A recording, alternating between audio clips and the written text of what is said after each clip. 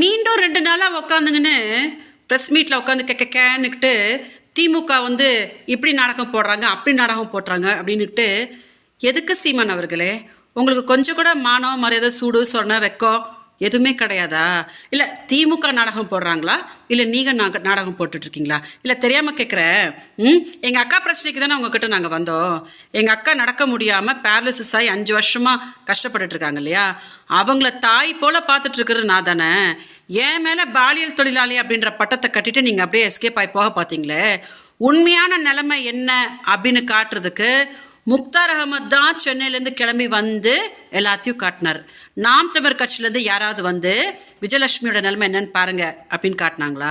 இல்லை நீங்கள் தான் என்னமோ பீத்துறீங்க இல்லையா, நான் தான் தமிழ்நாடு மக்களை காப்பாற்ற போகிறேன், நான் தான் முதலமைச்சராகி கிழிக்க போகிறேன் அப்படின்னு சொல்லிட்டு நீங்கள் இந்த பிரச்சனையை என்னன்னு தான் நான் பெங்களூர் போய் பார்த்து இதை சால்வ் பண்ண தான் போகிறேன்டா அப்படின்னு பெங்களூர் கிளம்பி வந்தீங்களா?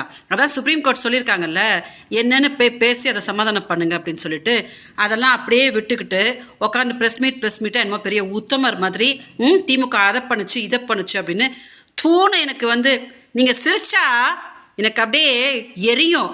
ஏன்னா மக்கள் கூட அதான் சொல்லுவாங்க, 14 வருஷமாக அந்த பொம்பளை பிள்ளையோட சாபத்தை கட்டிக்கிட்டு அந்த பொம்பளை பிள்ளை வாழ்க்கையை சீரழிச்சுக்கிட்டு இவன் எப்படி ட்ராமா போட்டுட்ருக்கான் பாரு அப்படின்னு தான் சொல்லுவாங்க.